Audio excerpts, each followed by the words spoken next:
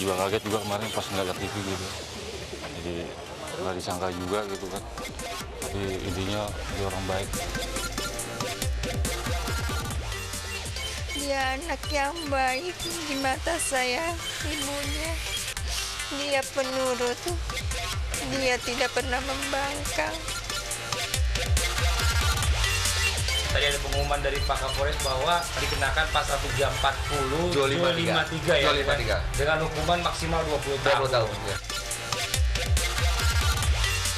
Saya juga sudah mendapat informasi dari seorang kawan bahwa Saiful ini mau dibuat 7 seri. Orang nggak punya salah apa-apa di vonis segitu lamanya, kan kasihan ya.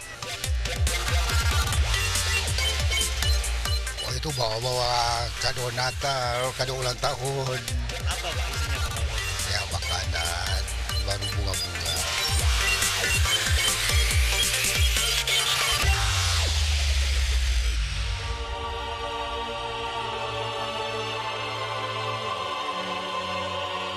Isak tangis terus mengiringi proses pemakaman Dodi Triyono serta kedua putrinya Diona Arika Andra Putri dan Dianita Gema di TPU Tanah Kusir, Jakarta Selatan kemarin siang.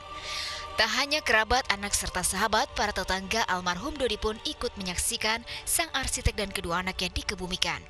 Ya, meninggalnya Dodi, Diona, dan Gema, kemudian Amelia Kalisa Putri, sahabat Gema, serta Yanto dan Tasro dalam pembunuhan sadis yang terjadi di kediamannya dengan cara tak wajar, menyulut keprihatinan bagi para warga sekitar, termasuk Roman, penabuh drum grup band Ungu, yang ternyata sudah 6 tahun tinggal bertetanggaan dengan almarhum Dodi. Jadi emang udah kenal baik lah gitu. Kebetulan juga beliau juga ketua RT kan di situ. Jadi ya saya juga kaget juga kemarin pas nggak lihat TV gitu. Jadi nggak disangka juga gitu kan. Tapi intinya dia orang baik gitu. Dan orangnya low profile gitu. Dan asik juga.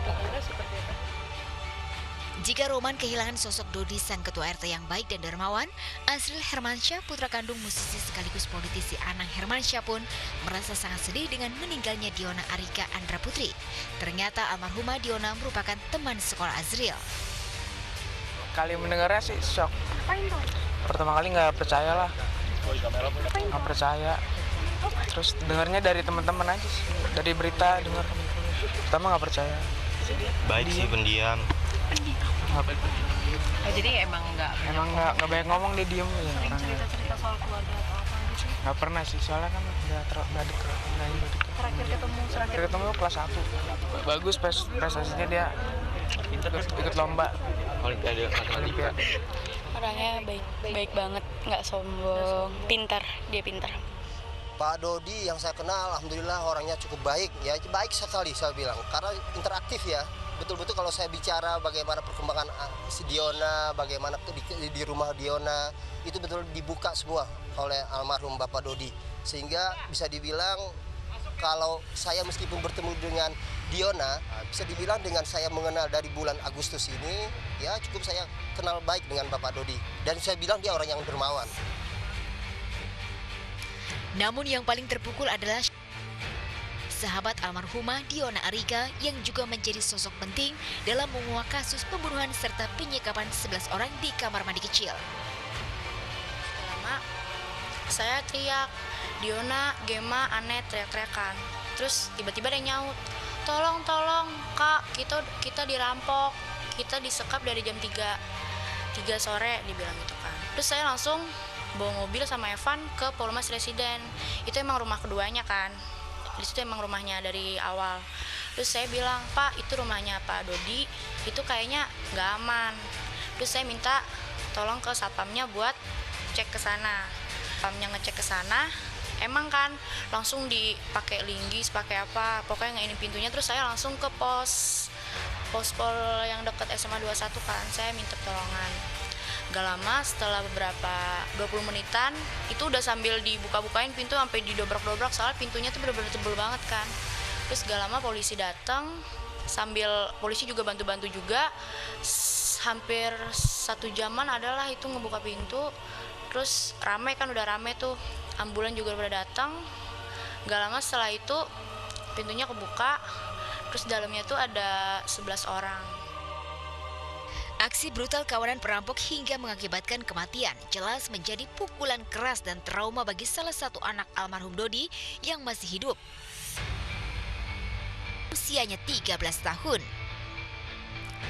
Lantas seperti apa menurut psikolog anak Elizabeth Santosa melihat kondisi?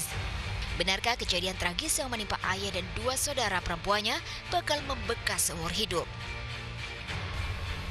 Itu memang paling berbekas itu pada saat masih kecil.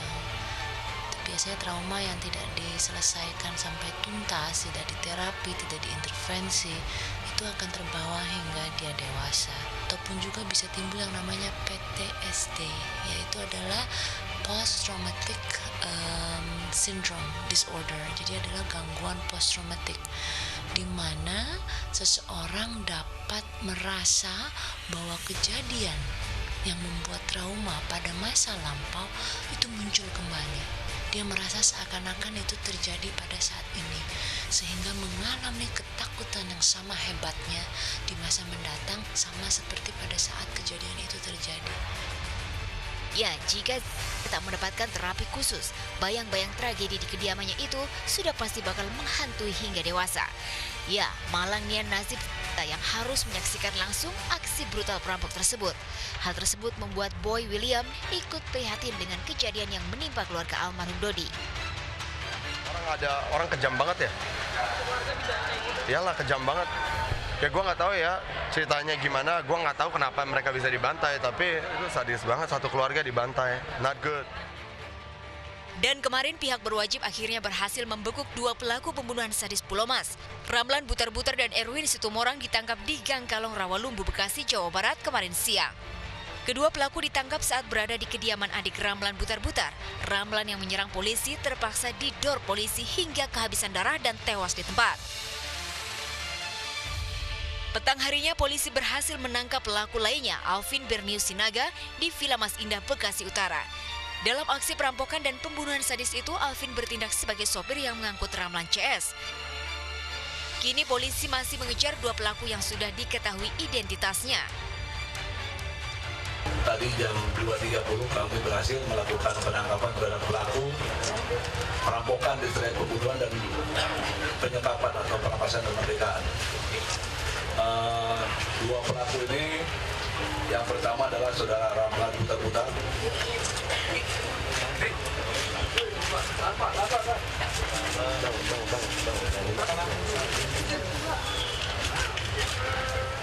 Yang bersangkutan berperan sebagai kapten yang lebih dominan dalam pelaksanaan perampokan sebagai pembunuhan dan penyekapan. Jadi ini yang berperan paling dominan. Dan yang bersangkutan sudah malam melintang menjadi pelaku perampokan sejak tahun 2001. Hingga saat ini belum diketahui motif pasti dari pembunuhan keluarga besar Dodi Priyono di daerah Pulau Mas, Jakarta Timur tersebut. Baik, ini merupakan kerja yang cukup baik sekali ya yang diberikan dari luar biasa tentunya bagi kepolisian kita ya, karena baru terjadi dan sekarang pun sudah tertangkap 3, di mana salah satunya ini pelaku sudah tewas karena ada perlawanan ya James ya. Namun juga ini apapun motifnya sendiri memang kita juga harus berhati-hati ke depannya. Namun untuk beberapa kerabat dan juga keluarga kita ingin mengucapkan belasungkawa sebesar-besarnya atas kejadian yang menimpa keluarga yang tertinggal gitu ya. Dan pasti ini juga mungkin penting buat pemirsa juga ya. Sekarang tuh sudah banyak sekali di sosial media yang beredar foto-foto dari korban. Alangkah lebih baik kalau kita simpan sendiri kalaupun kita punya gitu. Tidak perlu disebar-sebarkan karena kasihan juga kan keluarga ditinggalkan itu hatinya udah berkecamuk sekali, udah sedih, udah macem-macem gitu. Harus melihat begitu lagi kan sepertinya sangat berat juga ya. Ada yang namanya efek trauma dan kita juga berharap agar keluarga maupun juga teman-teman yang bisa membantu untuk bisa menghilangkan traumanya dan tentunya bisa untuk membantu kembali untuk menumbuhkan mentalnya begitu ya. Agar kedepannya juga lebih baik lagi. Baiklah, kalau begitu seperti biasanya kita berdua sudah siap untuk menemani Anda semuanya pemirsa di Obsesi bersama dengan saya Jus Purba. Dan saya Vivian akan menemani Anda sampai jam 4 sore nanti ya. Akan mengupdate berita selebriti terkini, terindep dan terhot pastinya hanya di Obsesi. Nah, selanjutnya masih terkait di Pulau Mas yang sudah pasti meninggalkan duka mendalam bagi keluarga korban. Dan berikut ini curahan hati Rosi Herawati, Ibunda Amalia, salah satu korban pembunuhan Pulau Mas.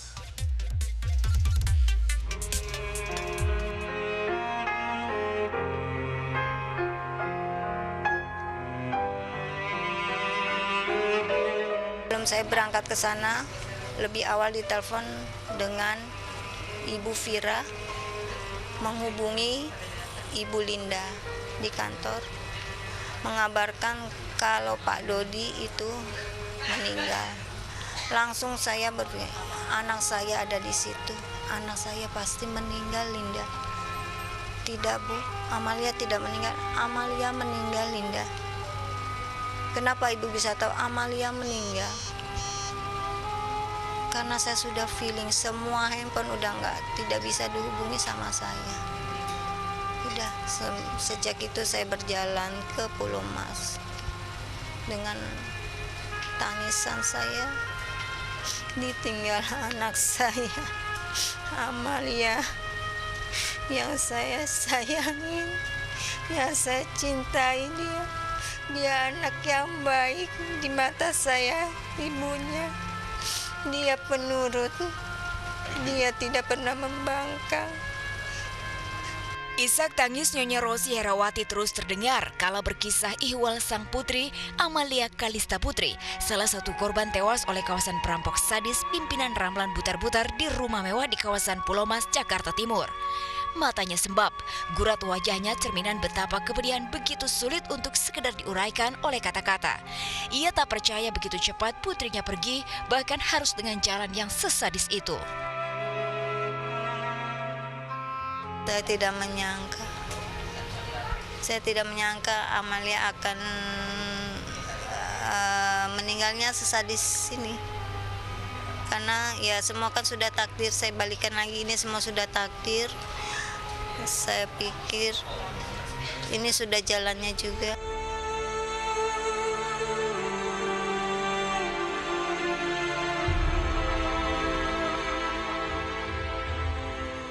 Tangis sebagai bentuk ungkapan kepedihan Nyonya Rosi makin sulit terhenti kala ia mengingat bagaimana kepedulian putrinya itu saat ia sakit. Almarhumah adalah sosok yang patuh dan penurut. Cita-citanya sebagai dokter masih terngiang di telinganya hingga kini. Bunda, aku mau cita-citaku jadi dokter, Bunda. Insya Allah, nak. Cita-cita kamu dikabulkan, nak. Kakak harus jadi anak yang pintar, anak yang soleh, nak. Kakak tunjukkan, nak, sekolah yang baik untuk kakak, masa depan kakak. Iya, Bunda, selalu berulang kali aku mau jadi dokter, Bunda. Kalau Bunda sakit, aku mau ngobatin Bunda. Dan dia peduli dengan saya. Kalau saya sakit pun dia peduli. Sekecil itu dia peduli. Kalau saya marah, dia tidak pernah membantah, tidak pernah sakit hati. Nah, maafkan Bunda kalau Bunda salah. Nah. Dan lagi-lagi ia tak habis pikir mengapa setega dan sekejam itu para perampok menganiaya putrinya yang masih berusia 10 tahun itu. Saya kecewa, begitu kejam. Anak-anak yang tak berdosa, anak-anak yang tidak tahu apa-apa. Apa perampok itu tidak mempunyai anak? Amelia tewas bersama teman sebayanya, Dianita Gema, yang tak lain adalah putri ketiga almarhum Dodi Triyono, yang juga korban tewas di lokasi kejadian bersama 11 korban lainnya setelah dianiaya, lalu disekap bertumbuk di sebuah kamar mandi berukuran 1,5 meter oleh kawanan perampok sadis pimpinan Ramlan Butar-Butar. Saya baru ikut lagi 3 tahun ini. Kalau dengan berjalannya dengan Pak Dodi, anak saya sudah dari kecil ya. Dan Gema pun dari kecil sama saya. Diona, Ane, karena saya dengan keluarga mereka sudah baik, sudah dekat seperti famili. Tidak punya firasat apapun karena setiap dijemput ya pulangnya dengan keadaan baik, dengan keadaan baik dan waktunya paling malam jam 10, setengah 11 itu aja. Terlalu cepat rasanya putri cantik Nyonya Rosi itu pergi meninggalkannya. Dalam rintihan kepedihannya itu, ia terus menggenggam album foto milik putri kesayangannya itu. Banget ya. Makanya saya bilang saya tidak bisa terlalu cepat, maksudnya melupakan ya kepergian Amel. Kenapa anak saya masih kecil yang tidak berdosa, dia berteman, bertamu ke sana. Kenapa matinya tragis seperti ini. Ya saya minta si pembunuhnya, perampoknya bisa dihukum yang seberat-beratnya dengan adil, dengan hukum yang berlaku.